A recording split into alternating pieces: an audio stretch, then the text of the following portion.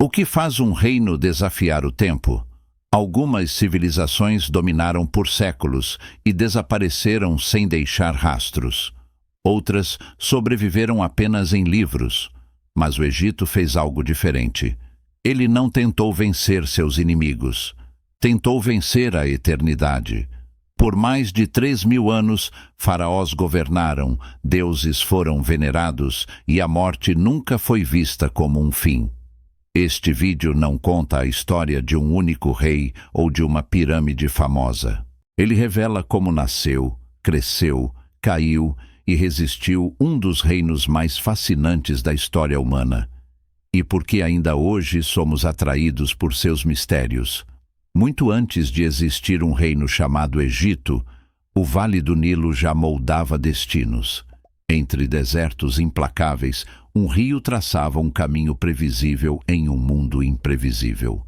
Ano após ano, suas águas transbordavam, recuavam e deixavam para trás a terra fértil que sustentaria gerações. Foi nesse ritmo constante que comunidades humanas aprenderam algo raro no mundo antigo: antecipar o tempo. Enquanto outras regiões dependiam de chuvas incertas, aqui o futuro podia ser esperado. Aos poucos, aldeias surgiram, cresceram e se especializaram. A agricultura floresceu, o comércio se expandiu e a vida passou a girar em torno desse ciclo eterno. Ainda não havia reis nem faraós, mas já existia uma relação profunda entre natureza, sobrevivência e ordem. A morte, desde cedo, não era vista como ruptura, mas como passagem. Túmulos simples começaram a receber objetos, símbolos e rituais. A ideia de continuidade já estava presente. Com o passar dos séculos, essas comunidades deixaram de ser iguais. Algumas se tornaram mais poderosas, outras mais ricas. Surgiram hierarquias, lideranças locais e símbolos de autoridade. O Vale do Nilo começou a se dividir em duas grandes regiões. Ao sul, o Alto Egito, estreito e protegido pelo deserto. Ao norte, o Baixo Egito, amplo, fértil e conectado ao Mediterrâneo. Compartilhavam deuses, mitos e o mesmo rio, mas não formavam uma unidade política. Cada região desenvolveu seus próprios centros de poder, tradições e emblemas. Essa divisão não significava isolamento. Desde muito cedo, o Egito esteve em contato com povos da Núbia, do Levante e de outras regiões africanas e asiáticas. Ideias, técnicas e produtos circulavam pelo rio. O mundo egípcio nunca foi fechado. Ele nasceu conectado. Por volta de 300 antes de nossa era, esse equilíbrio mudou. O poder deixou de ser fragmentado. As evidências arqueológicas indicam um processo de unificação que transformou para sempre o Vale do Nilo. Um governante, conhecido como Narmer, passou a representar algo novo: a fusão das duas terras. Não foi apenas uma conquista militar, foi uma reorganização simbólica do mundo. Pela primeira vez, todo o Egito estava sob uma única autoridade. Nascia o reino egípcio. Com ele surgia uma figura sem precedentes: o faraó. Ele não era apenas um rei, era a personificação da ordem, a ligação viva entre os deuses e os homens. Governar significava manter o equilíbrio do universo, aquilo que os egípcios chamavam de Ma'at, justiça, harmonia, verdade. Enquanto a Ma'at fosse preservada, o mundo continuaria existindo. A partir desse momento, política e religião tornaram-se inseparáveis. O faraó não governava apenas pessoas, mas o tempo, as colheitas, o curso do Nilo e o destino após a morte. O Estado começou a se estruturar. Funcionários, escribas e sacerdotes formaram uma administração capaz de controlar recursos, organizar trabalho e registrar o mundo por meio da escrita. O Egito deixava de ser apenas uma sociedade agrícola e se tornava um reino organizado, consciente de si mesmo e de sua missão cósmica. A ideia de eternidade deixou de ser abstrata. Passou a ser um projeto. Com o reino consolidado, iniciou-se um período de estabilidade profunda. Entre aproximadamente 2686 e 2181 antes de nossa era, o poder do faraó atingiu seu auge. Esse tempo ficaria conhecido como o Reino Antigo. Tudo girava em torno de uma autoridade central. A Maat não era apenas um ideal, mas a base de todo o sistema. Enquanto o faraó fosse forte, o mundo permaneceria em ordem. Foi nesse contexto que surgiram as pirâmides. Não como simples tumbas, mas como manifestações físicas do poder absoluto. Projetos que exigiam planejamento, excedentes agrícolas, controle da mão de obra e, acima de tudo, crença coletiva. Ao erguer essas estruturas monumentais, o reino declarava algo ousado. O tempo havia sido dominado. O faraó garantiria sua eternidade entre os deuses, e com ela, a continuidade do mundo. Durante séculos, esse sistema funcionou. O Egito prosperou olhando para dentro, repetindo rituais, mantendo tradições e reforçando a ideia de que a ordem era permanente. Mas nenhum equilíbrio é imutável. Lentamente, tensões começaram a surgir. O poder central enfraqueceu. Governadores regionais ganharam autonomia. Possíveis crises climáticas afetaram as cheias do Nilo. A base do sistema começou a falhar. Por volta de 2181 antes de nossa era, o impensável aconteceu. O reino colapsou. A autoridade do faraó foi questionada. O mundo que parecia eterno revelou sua fragilidade. O Egito entrava em sua primeira grande crise e, pela primeira vez, descobria que até mesmo a eternidade podia se romper. O colapso do Reino Antigo não aconteceu de forma repentina. Ele se espalhou lentamente pelo Vale do Nilo, corroendo a confiança em um sistema que havia se apresentado como eterno. Com o enfraquecimento do poder central, os governadores regionais passaram a agir de forma independente. Cada região começou a cuidar de si mesma. A redistribuição de alimentos tornou-se irregular. A administração deixou de funcionar como antes e a autoridade do faraó perdeu força simbólica. Esse período, conhecido mais tarde como primeiro período intermediário, foi marcado pela fragmentação. O Egito deixou de ser um reino unificado e passou a existir como múltiplos centros de poder em constante tensão. A instabilidade política se somou a dificuldades ambientais. Evidências apontam para cheias irregulares do Nilo e períodos de escassez. A fome se espalhou. A ordem falhou. Nesse cenário, a ideia de Maat foi profundamente abalada. Se o faraó era o garantidor do equilíbrio universal, como explicar o caos? Textos desse período revelam uma visão mais pessimista do mundo. A certeza da continuidade foi substituída pela dúvida. Pela primeira vez, o Egito encarava a possibilidade do fim. Ainda assim, a civilização não desapareceu. Em meio ao colapso, novas formas de poder começaram a surgir. Lideranças locais assumiram responsabilidades que antes pertenciam ao centro. A experiência da queda deixaria marcas profundas na forma como o reino seria reconstruído. Por volta de 2055 antes de nossa era, o Egito voltou a se unificar. Um novo poder emergiu a partir do sul, reunificando o Vale do Nilo sob uma única autoridade.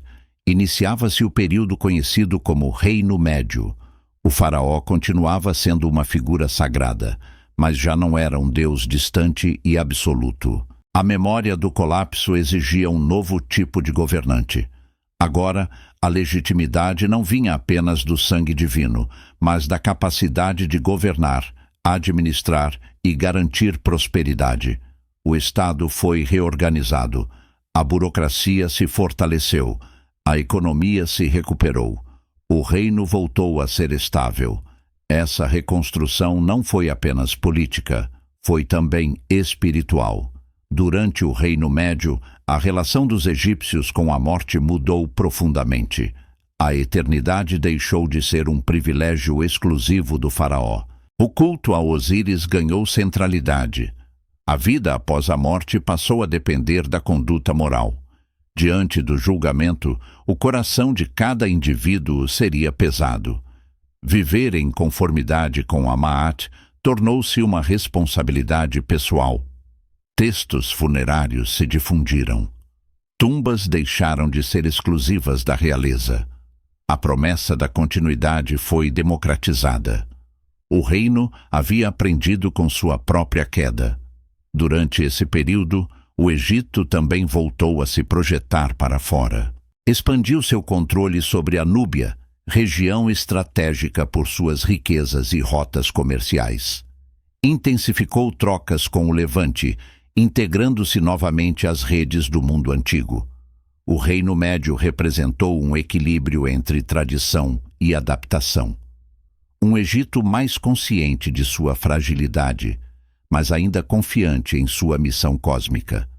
Mas a estabilidade, mais uma vez, não seria permanente. Por volta de 1650 antes de nossa era, o reino enfrentou uma nova ruptura. Desta vez, a ameaça veio do exterior. Povos originários do Levante, conhecidos como Hyksos, se estabeleceram no norte do Egito. Eles não apenas conquistaram territórios, mas introduziram novas tecnologias de guerra. Cavalos, carros de combate e armas de bronze mudaram completamente o equilíbrio militar. O Baixo Egito caiu sob domínio estrangeiro.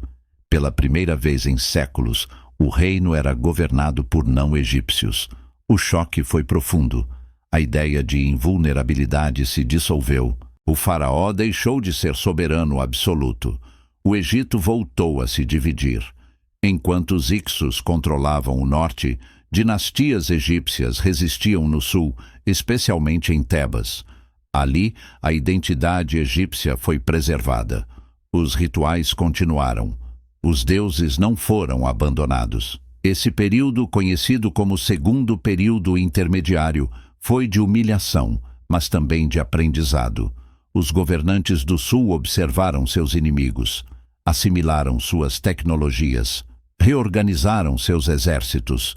O reino não havia sido destruído. Estava se preparando. O tempo da submissão estava chegando ao fim. A resistência silenciosa do sul finalmente deu resultado. Por volta de 1550 antes de nossa era, os governantes de Tebas lançaram a ofensiva decisiva contra os Hyksos. Utilizando as mesmas tecnologias que antes os haviam colocado em desvantagem, os egípcios expulsaram os invasores do delta. Com essa vitória, o reino não apenas recuperou seu território, mas também algo essencial: a confiança. Iniciava-se o período conhecido como Reino Novo. O Egito entrava em sua fase mais poderosa e expansiva. Pela primeira vez, deixou de olhar apenas para dentro e passou a se projetar ativamente sobre o mundo ao seu redor. O reino transformou-se em um império. Exércitos permanentes foram organizados. Campanhas militares avançaram pela Núbia e pelo Levante. O Egito passou a controlar rotas comerciais estratégicas e a interferir diretamente no equilíbrio político do Oriente Próximo. O faraó continuava sendo o centro do sistema, mas agora como comandante militar e líder diplomático. O poder precisava ser demonstrado além das fronteiras. A religião acompanhou essa expansão. O deus Amon, venerado em Tebas, fundiu-se a Ra, o antigo deus solar, tornando-se Amon-Ra, a divindade suprema do Estado. Os templos cresceram em riqueza e influência. Não eram apenas espaços de culto, mas centros econômicos e políticos que sustentavam o império. Foi nesse contexto que surgiram alguns dos faraós mais conhecidos da história egípcia. Hatshepsut assumiu o trono em um mundo dominado por homens. Para legitimar seu governo, adotou todos os símbolos da realeza masculina e se apresentou como escolhida de Amon. Seu reinado foi marcado mais por expedições comerciais do que por guerras. Sob seu comando, o reino prosperou, reforçando sua riqueza e estabilidade. Mas o equilíbrio religioso que sustentava o poder começaria a ser questionado. Akhenaton rompeu com séculos de tradição. Elevou Aton, o disco solar, como divindade suprema e tentou reduzir o poder dos templos de Amon. Fechou santuários, transferiu a capital e impôs uma nova visão religiosa. Essa tentativa de reorganizar o mundo egípcio foi profunda e radical, mas também instável. Ao romper o equilíbrio entre poder político e religioso, Akhenaton fragilizou o próprio reino. Após sua morte, o sistema entrou em crise. Seus sucessores buscaram restaurar a ordem tradicional. Tutankhamon, ainda muito jovem, simbolizou esse retorno. Os antigos deuses foram reabilitados. A capital voltou a ser Tebas. O reino tentou apagar as marcas da ruptura. Com o passar das décadas, o Egito atingiu seu auge sob Ramsés II.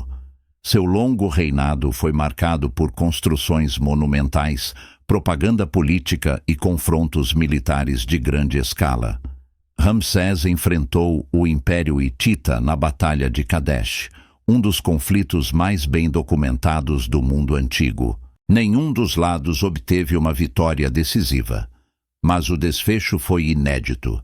Egípcios e hititas assinaram o primeiro tratado de paz conhecido da história. A diplomacia passou a ocupar um papel central. O reino não se sustentava apenas pela força, mas por alianças, acordos e equilíbrio de poder. Durante o Reino Novo, o Egito viveu sua idade dourada. Riqueza, influência e prestígio internacional atingiram níveis inéditos, mas esse crescimento trouxe custos. As campanhas militares exigiam recursos constantes. Os templos acumulavam cada vez mais poder. A administração tornava-se pesada. Lentamente, as bases do sistema começaram a se desgastar. O esplendor ocultava fragilidades profundas. O reino ainda parecia forte, mas a estabilidade que sustentava seu império começava a se romper. O Egito estava novamente à beira da transformação. O desgaste do Reino Novo não resultou em uma queda imediata, mas em um enfraquecimento progressivo. Após séculos de guerras, construções monumentais e concentração de riquezas, o poder central começou a perder controle. Por volta de 1070 antes de nossa era, a autoridade do faraó já não era absoluta. O Egito entrou em um longo período de fragmentação. O poder se dividiu entre dinastias rivais, governantes locais e, sobretudo, o clero. Os sacerdotes de Amon, estabelecidos em Tebas, acumularam terras, exércitos e influência política. Em muitos casos, governavam de fato, enquanto o faraó se tornava uma figura simbólica. O equilíbrio entre o trono e os deuses, que durante séculos sustentara o reino, havia se rompido. Nesse cenário, o Egito permaneceu culturalmente poderoso, mas politicamente vulnerável. Povos estrangeiros passaram a interferir cada vez mais em seus assuntos internos. Dinastias de origem líbia governaram partes do território. Ao sul, os reis de Cush, na Núbia, avançaram sobre o Vale do Nilo. Eles adotaram a cultura egípcia, veneraram seus deuses e governaram como faraós, reivindicando o legado do reino.